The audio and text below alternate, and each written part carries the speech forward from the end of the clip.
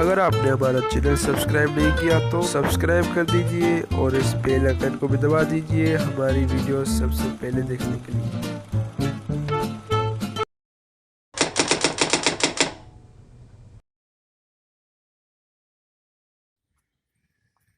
जी साहब जी कुछ दे दो साहब जी, कल से कुछ नहीं खाया साहब जी, कुछ दे दो खाने। बे यार क्या कर रहे हो यार, जान निकाल दी मेरी।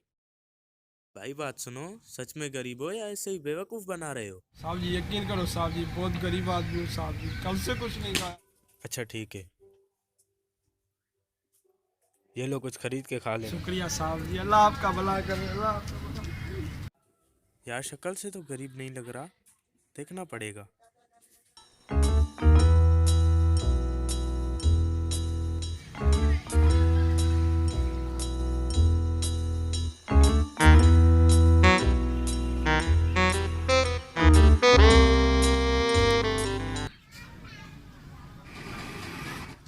अरे यार ये तो पीछे ही पड़ गया।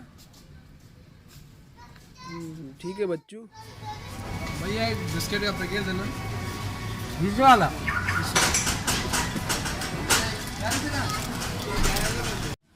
यार मैं तो बेकार में शक कर रहा था, ये तो सच में गरीब आदमी है।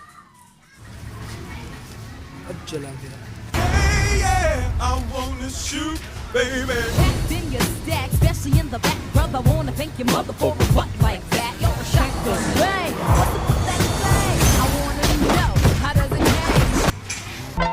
Guess who's back?